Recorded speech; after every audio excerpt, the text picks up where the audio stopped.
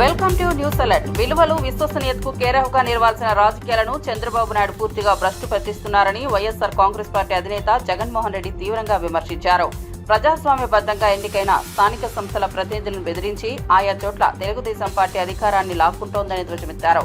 ప్రజాస్వామ్యంపై ఇంత దారుణమైన దాడి గతంలో ఎప్పుడూ చూడలేదని పేర్కొన్నారు. ఇది చంద్రబాబు అసలైన రాజకీయ ధోరణి అని జగన్ వ్యాఖ్యానించారు. ఎన్నికల ద్వారా సాధించలేని అధికారాన్ని బెదిరింపుల ద్వారానే సొంతం చేసుకునే ప్రయత్నం టీడీపీ చేస్తోందని ఆరోపించారు. ప్రజలు ఈ కుట్రలను గమనిస్తున్నారని, త్వరలోనే సముచిత బుద్ధి చెబుతారని హెచ్చరించారు. రాజకీయాలను భ్రష్టు పట్టిస్తా ఉన్న పరిస్థితి ఎప్పుడైనా చూసాము అనంటే అది చంద్రబాబు నాయుడు గారి పరిపాలనలో మాత్రమే ఇలా భ్రష్టు పట్టించే కార్యక్రమం జరుగుతుంది అని.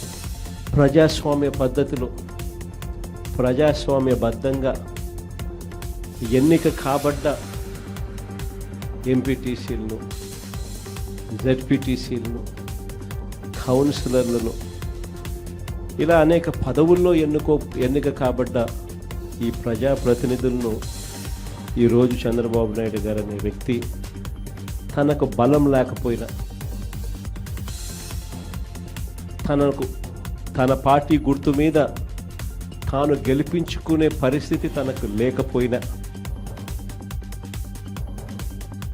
వేరే పార్టీ మీద గెలిచిన వ్యక్తులు వీళ్ళు అని తెలిసి ఉన్న, తానే ముఖ్యమంత్రిగా ఉన్నాడు, తానే ప్రజాస్వామ్యాన్ని పరిరక్షించాల్సిన బాధ్యతలో తానే ఉన్నాడు అన్న సంగతి కూడా తనకు తెలిసి ఉన్న, తానే దగ్గరుండి స్వయంగా ప్రజాస్వామ్యాన్ని కూనీ చేస్తూ ఉన్న పరిస్థితి ఈ రాష్ట్ర రాజకీయాలలో ఈరోజు జరుగుతూ ఉన్నాయంటే అది ఎంతటి దౌర్భాగ్యపు పాలన అని చెప్పడానికి వేరే ఉదాహరణ అవసరం. నాకు బాగా గుర్తుంది, అప్పట్లో ఎన్నికలు జరిగినప్పుడు మన గవర్నమెంట్ వచ్చిన తర్వాత 2 సంవత్సరాల తర్వాత ఎన్నికలు జరిగాయి. ఆ రోజు ఎన్నికలు జరిగినప్పుడు కూడా కోవిడ్ లాంటి మహమ్మారిని ఎప్పుడు మనం చూడాల. మనం ఎన్నిక ప్రమాణ స్వీకారం చేసింది జూన్లో ప్రమాణ స్వీకారం చేశాం. ప్రమాణ స్వీకారం చేసిన కొద్ది నెలలకి మార్చి కల్లా కోవిడ్ లాంటి మహమ్మారిని చూసాం. రాష్ట్ర చరిత్రలో ఇలాంటి ఘటన జరుగుతుంది, ఇలా కోవిడ్ లాంటి మహమ్మారి ఇలా ఉంటుంది, ఇలా వస్తే కోవిడ్ లాంటి మహమ్మారి వస్తే రాష్ట్రం పరిస్థితి ఎలా ఉంటుంది అన్నది కూడా ఎవరూ బహుశా ఊహకు కూడా అందలేదు. రాష్ట్ర ఆదాయాలు తగ్గాయి, రాష్ట్రం అనుకోని ఖర్చులు పెరిగాయి. ఏ రోజు కూడా ప్రభుత్వానికున్న ఇబ్బందులు చూపించి, సాకులుగా చూపించి ప్రజలకు చేయాల్సిన మేలు జరగకుండా పక్కన పెట్టిన పరిస్థితులు ఏ రోజు వైఎస్ఆర్సీపీ ప్రభుత్వంలో ఎప్పుడు జరగల.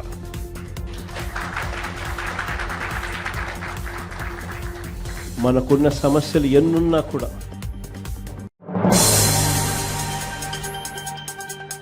తెలంగాణలో అభివృద్ధి గురించి కాంగ్రెస్ మాటలు చెప్పిన ఆచరణలో పూర్తిగా విఫలమవుతోంది. కేంద్రం నుంచి ప్రధాని మోదీ లక్షల కోట్ల రూపాయలు మంజూరు చేసినా రాష్ట్రంలో కనీసం 50 మీటర్ల రోడ్డు కూడా వేయలేని దుస్థితిలో కాంగ్రెస్ ప్రభుత్వం ఉంది. రాష్ట్ర ప్రజలపై ఏమాత్రం చిత్తశుద్ధి లేకుండా పనిచేస్తున్నారని, సీఎం రేవంత్ రెడ్డి పాలన అసమర్థకంగా మారిందని బీజేపీ రాష్ట్ర అధికార ప్రతినిధి అమర్నాథ్ సారంగా ధ్వజమెత్తారు. తెలంగాణ అభివృద్ధికి అడ్డుకట్టుగా కాంగ్రెస్ వ్యవహరిస్తోందని విమర్శించారు. కేంద్ర నిధులతో రాష్ట్రానికి మేలు జరిగేలా చూసే బాధ్యత కూడా ఈ ప్రభుత్వానికి లేదన్నారు. దాని అప్డేట్స్ ఏంది ఇప్పటి వరకు చెప్పిన పాపన మళ్ళీ మొన్న నీతి ఆయోగ్ మీటింగ్కి వెళ్ళి మాకు డబ్బులు కావాలి. ఒకవైపు ముఖ్యమంత్రి గారు ఏం మాట్లాడతారు, రీజనల్ రింగ్ రోడ్ కావాలి, మూసీ రివర్ ఫ్రంట్ ప్రాజెక్ట్ కావాలి, రీజనల్ రింగ్ రోడ్ దక్షిణ భాగం కోసము ల్యాండ్ అక్విజిషన్ కూడా చేయలేని, అంటే 50% ల్యాండ్ అక్విజిషన్ ఖర్చు స్టేట్ గవర్నమెంట్ పెట్టుకోవాలి. అది కూడా చేయలేని పరిస్థితులలో రాష్ట్ర ప్రభుత్వం ఉన్నది. మరి ఎందుకు ఈ రాష్ట్ర ముఖ్యమంత్రికి ఎందుకు ఇంత నిర్లక్ష్య ధోరణి, ఎందుకు మరి రాష్ట్ర ప్రజలంటే ఆయనకు చిత్తశుద్ధి లేకపోవడం అని భారతీయ జనతా పార్టీ వైపు నుంచి ప్రశ్నిస్తాను. నేను కొన్ని విషయాలు చెప్తే ఆశ్చర్యపోతారు. చెల్లపల్లి రైల్వే స్టేషన్ సుందరీకరణ జరిగిన తర్వాత అంత అద్భుతమైన రైల్వే స్టేషన్కు అప్రోచ్ రోడ్ ఇవ్వడానికి జిహెచ్ఎంసీ ఇప్పటి వరకు దాన్ని పెండింగ్లో పెట్టింది. సికింద్రాబాద్ రైల్వే స్టేషన్ 750 కోట్లతో అద్భుతంగా అభివృద్ధి చేస్తుంటే దానికి అప్రోచ్ రోడ్, యాక్సెస్ రోడ్డు కనీసం 30 ఫీట్లు కూడా లేకపోవడము ఎంత దారుణమైన విషయమో ప్రజలు గమనిస్తున్నారు. కాజీపేట అనేక సంవత్సరాల నుంచి వరంగల్ కాజీపేట ప్రజల ఆశ వ్యాగన్ ఫ్యాక్టరీ. అలాంటి అక్కడ వ్యాగన్ ఫ్యాక్టరీకి 170 ఎకరాలలో ఈరోజు అభివృద్ధి జరుగుతుంటే కనీసం అక్కడ యాక్సెస్ రోడ్ కూడా ఇవ్వలేని పరిస్థితులలో ఈ రాష్ట్ర ప్రభుత్వం ఉంది.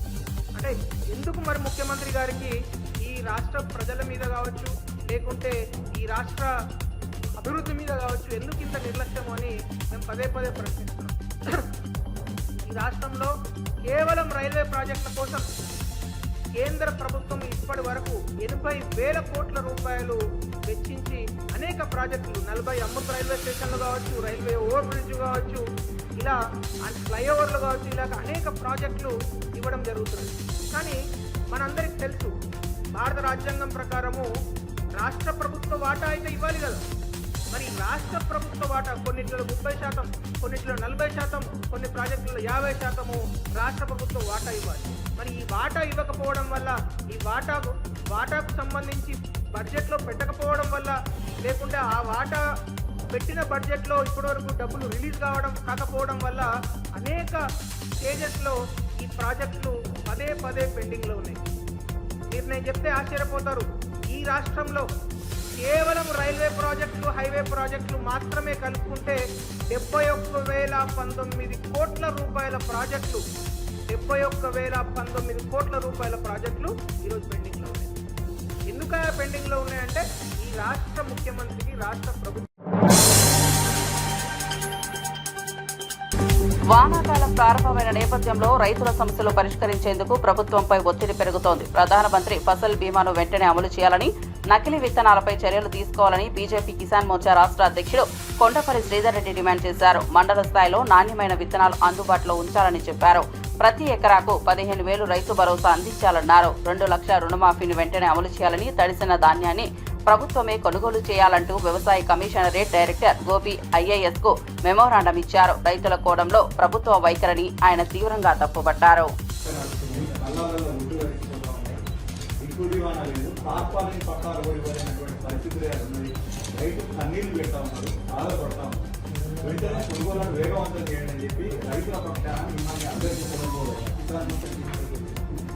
రైతు భరోసా ఇంతవరకు లేదు. 3 సీజన్లు పోయింది. ఈ సంవత్సరమైనా పంటల బీమా తీసుకురండి. ప్రధానమంత్రి ఫసల్ బీమా యోజన ఈ రాష్ట్రంలో అమలు చేయమని చెప్పి కిసాన్ మోర్చా పక్షాన మిమ్మల్ని మీ ద్వారా ప్రభుత్వాన్ని అభ్యర్థిస్తుంది. ప్రధానమంత్రి పంటల బీమా యోజన, ఫసల్ బీమా యోజన ఇక్కడ రాష్ట్రంలో లేని కారణంగా మొన్న కూడా మీరు చూసారు, ప్రకృతి వైపరీత్యాలు వచ్చినప్పుడు రైతులను ఆదుకోలేకపోతున్నారు, కాపాడలేకపోతున్నారు. అన్ని రాష్ట్రాలలో ఇలా ప్రధానమంత్రి ఫసల్ బీమా యోజన అమలవుతా ఉంది. తెలంగాణలో మాత్రం అమలు కావట్లేదు. దయచేసి మీ ద్వారా గౌరవ ముఖ్యమంత్రి గారిని కోరుతా ఉన్నాం, ఈ సంవత్సరం నుంచి వానాకాలం సీజన్ నుంచి అయినా ప్రధానమంత్రి పంటల బీమా యోజన రావాలని, సమగ్ర రుణమాఫీ విషయంలో కూడా ఇంకా దాదాపు 60% మంది రైతులకు పంటల బీమా తోడ్పడాలి. రుణమాఫీ కూడా కాలేదు. రుణమాఫీ విషయంలో కూడా మీరు రోజు ముఖ్యమంత్రి గారిని తీసుకుపోవాలి. రైతులు ఇబ్బందులు పడుతూ ఉన్నారు. రైతు భరోసాను వెంటనే విడుదల చేయించండి, సమగ్ర రుణమాఫీని అమలు చేయించండి, ప్రధానమంత్రి ఫసల్ బీమా యోజన. అమెరికా అధ్యక్షుడు ట్రంప్ తో ఎలాన్ మస్క్ మధ్య రాజకీయంగా విభేదాలు మొదలయ్యాయి. ట్రంప్ తీసుకున్న కొన్ని ప్రభుత్వ నిర్ణయాలపై మస్క్ బహిరంగంగా అసంతృప్తి వ్యక్తం చేశారు. అనంతరం ట్రంప్ ప్రభుత్వం నియమించిన బాధ్యతల నుంచి ఆయన తప్పుకున్నారు. షెడ్యూల్ ప్రకారం తన బాధ్యతలు ముగిశాయని స్పష్టం చేశారు. ట్రంప్ కు కృతజ్ఞతలు తెలుపుతూ ట్వీట్ చేసిన మస్క్ తన ఆధ్వర్యంలో నడుస్తున్న డోజ్ మిషన్ భవిష్యత్తులో మరింత బలపడుతుందని అభిప్రాయపడ్డారు. గతంలో ఇద్దరు మైత్రిగా ఉండగా తాజాగా విభేదాలు చిచ్చుపెట్టినట్టు తెలుస్తోంది. అమెరికా రాజకీయాల్లో ఇది కీలక మలుపుగా మారనుంది.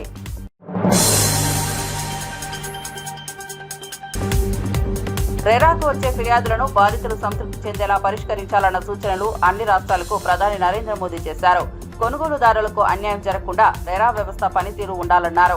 ప్రతి ఫిర్యాదుదారుడి నుంచి సంతృప్తి లేఖ తీసుకోవాలని స్పష్టం చేశారు. గృహ మార్కెట్పై ప్రజల్లో నమ్మకాన్ని పునరుద్ధరించాలంటే రెరా నిబంధనలు ఖచ్చితంగా పాటించాలన్నారు. అన్ని రాష్ట్రాల సీఎస్లతో వీడియో కాన్ఫరెన్స్ నిర్వహించిన ప్రధాని 62,000 కోట్ల విలువైన జాతీయ ప్రాజెక్టుల పురోగతిని సమీక్షించారు.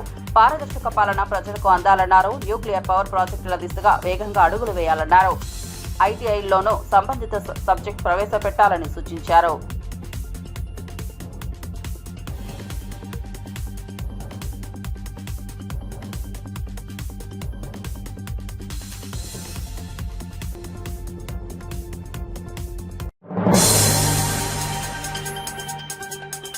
మహిళలు అభివృద్ధి చేసిన వస్తువులను వారే అమ్ముకుంటే వారికి నేరుగా లాభాలు అందుతాయని రాష్ట్ర వ్యవసాయ చేనేత శాఖ మంత్రి తుమ్మల నాగేశ్వరరావు తెలిపారు. ఖమ్మం వైరా రోడ్డులో నూతనంగా ఏర్పాటైన మహిళా మార్టును ఆయన ప్రారంభించారు. స్వయం సహాయ గ్రూపుల్లోని మహిళలు తయారు చేసిన వస్తువులు నాణ్యతతో ఉన్నాయని కొనియాడారు. బస్టాండులు, మార్కెట్లలో మహిళల అమ్మకానికి ప్రత్యేక అవకాశం కల్పించాలన్నారు. ముఖ్యమంత్రి రేవంత్ రెడ్డి చేపట్టింటే మహిళలను కోటీశ్వరులను చేసే దిశగా ప్రభుత్వం సహాయం కొనసాగుతోందని తుమ్మల చెప్పారు. మహిళా స్వయం సమృద్ధికి ఇది మైలురాయిగా నిలుస్తుందని ఆశాభావం వ్యక్తం చేశారు.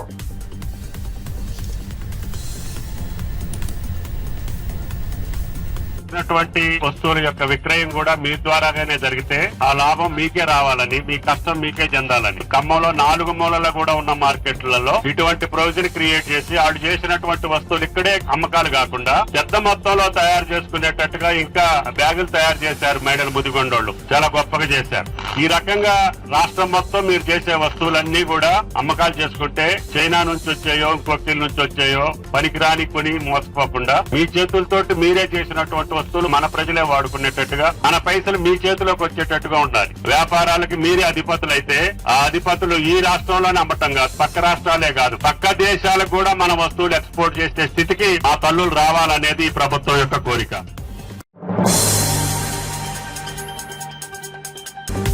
మహబూబ్ నగర్ జిల్లాలో రాజీవ్ గాంధీ విజ్ఞాన సాంకేతిక విశ్వవిద్యాలయం కొత్త క్యాంపస్ ఏర్పాటుకు ప్రభుత్వం గ్రీన్ సిగ్నల్ ఇచ్చింది. 180 సీట్లతో ఈ విద్యా సంవత్సరంలోనే కొత్త క్యాంపస్ ప్రారంభమవుతుందని అధికారిక ఉత్తర్వులు జారీ చేశారు. 2025-26 విద్యా సంవత్సరానికి 6 ఏళ్ల ఇంటిగ్రేటెడ్ కోర్సులకు నోటిఫికేషన్ విడుదలైంది.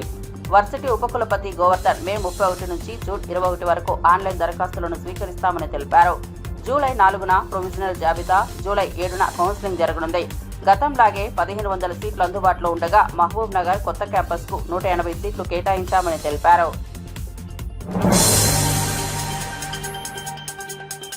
రాష్ట్రంలో అవినీతిని అరికట్టేందుకు ఏసీబీ అధికారులు కఠినంగా పనిచేస్తున్నా కొంతమంది అధికారుల తీరు మారడం లేదు. ప్రజల నుంచి భారీగా లంచాల డిమాండ్ చేస్తూ సామాన్యుల జీవితాలను కల్లోలంగా మార్చుతున్నారు.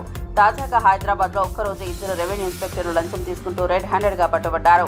వలపన్నిన ఏసీబీ అధికారులు ఆ ఇద్దరిని అదుపులోకి తీసుకున్నారు. ప్రభుత్వ శాఖలో లంచాలు అడిగే అధికారి అనివార్యం అనే అభిప్రాయాన్ని సమాజంలో బలపరుస్తున్న అధికారులపై చర్యలు తప్పవని అధికారులు తెలిపారు. 5 days కింద ఒక కంప్లైంట్ వచ్చాడు మా దగ్గరికి. అతను రామకృష్ణ అని చెప్పేసి, యాక్చువల్లీ అతను వాళ్ళ రిలేటివ్ గోల్డ్ జ్యువెలరీ ఒక బ్యాంకులో తాకట్టు పెట్టాడు. ఆమె చనిపోయింది. అది మొత్తం కట్టాక మళ్ళీ రిటర్న్ ఇచ్చేప్పుడు గవర్నమెంట్ నుంచి ఫ్యామిలీ సర్టిఫికేట్ తీసుకొస్తేనే రిటర్న్ ఇస్తామని చెప్పారు. ఆల్రెడీ అక్కడ పైసలు కట్టాడు కాబట్టి ఫ్యామిలీ సర్టిఫికేట్ కోసము ఇక్కడ వచ్చి ఒక వారం రోజుల కింద అప్లై చేశాక కన్సర్న్డ్ సెక్షన్ ఏదైతుందో స్పెషల్ ఆర్ఐ ఉన్నారు ఇక్కడ, భూపాల మహేష్ అని చెప్పేసి, అప్లై చేసినటువంటి డాక్యుమెంట్స్ ఇతను తీసుకున్నాడు కాపీసు. మీరు కోర్టు నుంచి రావాలంటే చాలా డిలే అవుతుంది, నేను తొందరగా ప్రాసెస్ చేస్తాను, కాకపోతే 1,20,000 రూపాయలు లంచం ఇవ్వాల్సి వస్తుందని చెప్పాడు.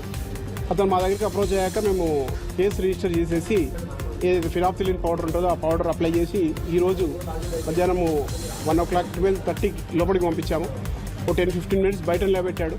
ఆ తర్వాత లోపలికి పిలిపించేసి ఆ పైసల్ని యాక్సెప్ట్ చేశాడు. అవి యాక్సెప్ట్ చేయగా ఇమీడియట్లీ మా టీం వచ్చి పట్టుకున్నాము రెడ్ హ్యాండెడ్గా. తర్వాత ఆయన 12 లక్షలు డిమాండ్ చేసిన ఎక్కేయడానికి. నాతో 12 లక్షలు కావాలని బాగా చేసిన 9 లక్షలకు ఒప్పుకున్నాడు. తర్వాత ఈసీకి కంప్లైంట్ ఇచ్చాను. దగ్గర 3 months అవుతుంది కాబట్టి ఆయన కృష్ణతో నేను తిరగబట్టి దగ్గర 2 years అవుతుంది, 1 years అవుతుంది. ఆయన మళ్ళీ ఈ పని కోసం నేను కంప్లైంట్ April 2nd ఇచ్చాను. డబ్బులు ఇవ్వలేదు. డబ్బులు కోసం ఏం రావు, టికెట్ రాసిందానికి తహసీల్దార్కి ఆడియో కానీ అందరికి ఇవ్వాలి, అందరికి తీసుకుంటూ పోవాలి, నాకేం రాదు. నా దగ్గర ఉన్న ప్రూఫ్స్ వాళ్ళకి ఇచ్చాను. ఇవ్వాలి ప్రూఫ్ ఉంది, ప్రూఫ్ ఈసీకి వాళ్ళకి ఇచ్చేసి నాకు 10 days అయింది. మాకు ఒక కంప్లైంట్ రావడం జరిగిందండి. ఒక అతను పట్టా పుస్తకాలలో ఒక 7 గుంటల భూమి తక్కువ పడింది. సో ఆ 7 గుంటల భూమిని మళ్ళీ కరెక్షన్ చేసి ఇట్లా పట్టా పుస్తకాల్లో ఎక్కారు. కరెక్షన్ కోసం అని చెప్పేసి ఆయన ఒక ఆన్లైన్లో అప్లై చేసుకోవడం జరిగింది. అది చేసిన తర్వాత ఇక్కడికి వచ్చి ఇట్లా ప్రాసెస్ చేయమని చెప్పి ఇక్కడ రిక్వెస్ట్ చేసినారు. ఇక్కడ రిక్వెస్ట్ చేసినప్పుడు ఇక్కడ ఉన్న ఒక ఆర్ఐ జి కృష్ణ గారు కరెక్షన్ చేయడానికి 12 లక్షల రూపాయలు లంచంగా ఇవ్వమని చెప్పేసి అతను డిమాండ్ చేశారు. లాస్ట్గా 9 లక్షల రూపాయలు ఇవ్వడం జరిగింది. అప్రోచ్ అయితే మమ్మల్ని మేము ఆ కేసుని రిజిస్టర్ చేసుకొని ఈరోజు ఇక్కడ వచ్చేసి విచారణ జరిపి అతన్ని అదుపులోకి తీసుకోవడం జరిగింది. డబ్బులు అడుగుతున్నాడు, దేనికి కారణం అదేనంటే కొంచెం మంది హైయర్ అఫీషియల్స్ కూడా ఇవ్వాల్సి ఉంటుందని చెప్పాడు. ఆ హైయర్ అఫీషియల్స్ ఎవరు ఏంది అనేది కూడా మేము విచారణ జరుపుతున్నాం. నక్సలైట్ల పేరుతో డబ్బులు దండుకునేందుకు ఇద్దరు యువకులు వేసిన పథకం బెడ్స్ కొట్టేది. అధిక సంపాదన కోసం నకిలీ నక్సలైట్ల అవతారమెత్తిన ఈ యువకులు డబ్బున్న వ్యాపారులను లక్ష్యంగా తీసుకుని బెదిరింపులకు దిగారు. ఒక ప్రముఖ రాజకీయ నాయకుడి సోదరుడు కుమారుడికి లేఖ రాసి 50 లక్షలు ఇవ్వకపోతే ప్రాణాంతకమంటూ హెచ్చరించారు. బాధితులు పోలీసులకు ఫిర్యాదు చేయడంతో రంగంలోకి దిగిన పోలీసులు నకిలీ నక్సలైట్లను గుర్తించి అరెస్ట్ చేశారు. నేరాన్ని సాధనంగా చేసుకుని డబ్బు సంపాదించాలన్న వారి కుట్ర విఫలమైంది. పోలీసులు వివరాలు వెల్లడిస్తూ భద్రతా పరంగా వీటిపై ప్రజలు అప్రమత్తంగా ఉండాలన్నారు. కంప్లైంట్ చేసిండు. ఆ కవర్ ఓపెన్ చేసి చూస్తే అందులో ఒకటి నక్సలైట్ సంబంధించి శంకరన్న గ్యాంగ్ రామదాసు రాసినట్టు ఒక లెటర్ రాసిండు. ఒక 50 లక్షల రూపాయలు అతను డిమాండ్ చేసిండు. 50 లక్షలు ఇవ్వకుంటే నీ కొడుకు రాఘవేంద్ర గౌడ్ చంపేస్తాం, అదే విధంగా 2 ఇళ్లు కూడా కూల్ చేస్తామని చెప్పి అందులో హెచ్చరించడం జరిగింది. ఈ డబ్బులు రెడీ చేసి పెట్టుకోండి, మేము త్వరలో మళ్ళీ నీకు సెకండ్ లెటర్ పంపిస్తాం, అప్పుడు ఎక్కడికి తీసుకురావాలో ఆ డబ్బులు తీసుకురావాలని అతను అందులో హెచ్చరించి అందులో ఒక అనుమానాస్పదంగా ఉన్న 2 వ్యక్తులను పట్టుకోవడం జరిగింది. అతని పేరు ఎర్రంశెట్టి రాజు, అదే విధంగా ఇంకో అతను కొల్లూరు వెళ్లి రాజు, ఇద్దరిది కూడా విజయవాడ దగ్గర గన్నవరం. ఈ అప్పులు తీసుకోవడానికి ఎలాంటి మార్గం ఆలోచించి నిందితుల వద్ద నుంచి 13 నాటు బాంబులు, 4 చరవాణులు, బెదిరింపు లేఖ స్వాధీనం చేసుకున్నట్లు పోలీసులు వెల్లడించారు.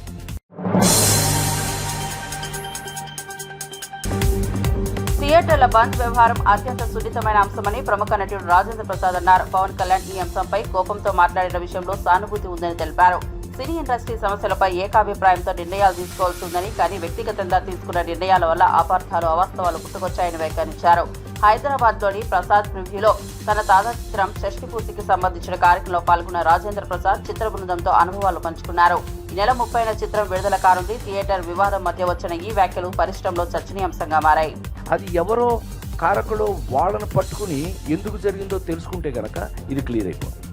నాకు తెలిసి రన్నింగ్ థియేటర్స్ సడన్గా బంద్ 1 తారీఖుని జూన్ 1 నుంచి బంద్ చేశారనే మాట చిన్నది కాదు. అలా ఇంకెప్పుడు జరగకూడదని నేను కోరుకుంటున్నాను. ఏది 45 సంవత్సరాలుగా ఇండస్ట్రీలో ఉండి అలా పిచ్చి డెసిషన్ గబుక్కుని ఏదో ఎవరో అన్నారండి, ఎవరో అన్నది అందులోకి వచ్చేసింది, అది మీ అందరికీ ఎవరో చెప్పుకుంటారు, ఆటోమేటిక్గా మీరే చెప్తారు. మీకేముంటుంది, న్యూసే కదా, మీకు ఇట్స్ ఎ న్యూస్. ఆటోమేటిక్గా మీరు అందరూ న్యూస్ వేస్తారు. న్యూస్ వేసేటప్పుడు అది క్వశ్చన్ మార్క్ అయింది. ఎవరు పవన్ కళ్యాణ్ ఒక బాధ్యత తీసుకుని ఎందుకు అట్లా జరిగింది కనుక్కోమని దాన్ని సీరియస్గా తీసుకున్నాడు. ఎస్, ఈజీనే డిప్యూటీ సీఎం అండి, నాట్ ఏ జోక్. మామూలుగా అవ్వలేదుగా, తను డిప్యూటీ సీఎం అయ్యాడు. ఇవాళ ఆన్సరబుల్ టు ఎనీబడి, పబ్లిక్ అందరికీ ఆన్సరబుల్ పొజిషన్లో ఉన్నాడు కాబట్టి దాన్ని సీరియస్గా తీసుకున్నాడని నేను అనుకుంటున్నాను. నాకు తమ్ముడుగా కాదు, నేను అతను సపోర్ట్ చేస్తాను మీరు అనుకోవద్దు. అతను పొజిషన్లో ఉన్నాడు కాబట్టి తెలుసుకోవలసిన బాధ్యత అతనికి ఉంది కాబట్టి, బాధ్యత తీసుకోవలసిన పొజిషన్లో అతను ఇవాళ డిప్యూటీ సీఎంగా ఉన్నాడు కాబట్టి దాన్ని ఏదంటూ కనుక్కోండి, ఆపండి. వై ఇట్ హ్యాపెన్, ఇలా ఎప్పుడు జరగకూడదు, మంచిదే. ఎందుకు జరిగిందో తెలియదు కానీ ఇంకెప్పుడు ఇలా జరగకూడదు అనేది మాత్రం 100% ఒక మంచి డిసిషన్. సార్ నమస్తే సార్. నమస్కారం సార్, ఈ 48 ఏళ్ళ కెరీర్లో మీరు ఎన్నో అద్భుతమైన పాత్రలు పోషించారు, నవ్వించారు, ఏడిపించారు, అన్ని రకాలుగా ఆకట్టుకున్నారు ప్రేక్షకుల్ని. కానీ మీరు అంటే ఒక ప్రభాస్ లాంటి ఒక పాన్ ఇండియా సినిమా చేయడంతో పాటు ఒక కొత్త హీరోని ఎంకరేజ్ చేయడం కానీ, ఒక కొత్త డైరెక్టర్ని ఎంకరేజ్ చేయడం కానీ, అంటే చాలామంది ఆర్టిస్టులు ఏంటంటే ఒక పాన్ ఇండియా సినిమా చేసిన తర్వాత మళ్ళీ మన ఇమేజ్ పడిపోకూడదు, మనం చిన్న సినిమాలు చేయకూడదని ఒక గిరిగీసుకొని పెట్టుకుంటారు.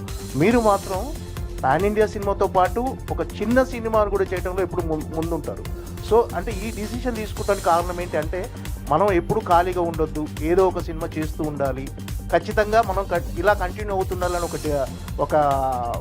ఒక అభిప్రాయమా, లేకపోతే కొత్త వాళ్ళని కూడా ఎంకరేజ్ చేస్తూ వాళ్ళ టాలెంట్ని బయటికి తీసుకురావడం మీ యొక్క సదుద్దేశం అసలు ఏంటి? మంచి అద్భుతమైన క్వశ్చన్. ఎందుకంటే నాలాంటి వాడిని అడగాల్సినదే క్వశ్చన్. ఎందుకనంటే 48 సంవత్సరాల సినిమా మీ అందరికీ తెలుసు.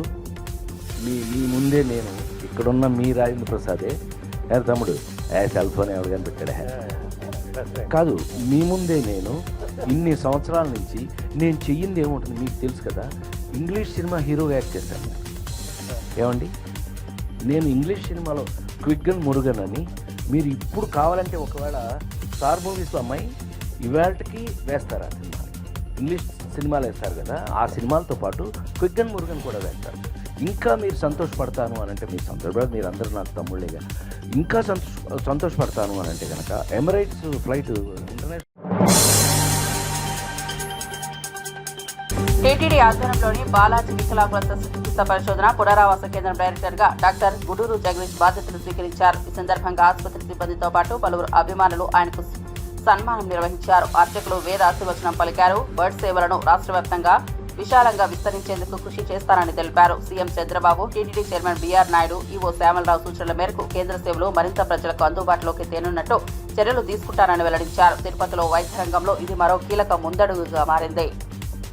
మంత్రివర్యులైన శ్రీ నారా చంద్రబాబు నాయుడు గారు, అలాగే తిరుమల తిరుపతి దేవస్థానం చైర్మన్ బీఆర్ నాయుడు గారు, ఎగ్జిక్యూటివ్ ఆఫీసర్ శ్యామలరావు గారు పర్సనల్గా ఇంట్రెస్ట్ తీసుకొని నన్ను మళ్ళా పిలిచి బర్డును మళ్ళా మీరు తీసుకొని ఇంకా అక్కడ సేవలను ఇప్పుడు జరుగుతూ ఉన్నాయి. ఇప్పటికీ ఆసియా ఖండంలోనే ఇది ఆర్థోపెడిక్ విభాగంలో అతిపెద్ద సంస్థ. ఇంకా దీన్ని సేవలు విస్తృతపరిచి ఈ సంస్థ ఖ్యాతిని దశలా వ్యాపింపజేసేటట్టు నా వంతు నేను కృషి చేస్తాను.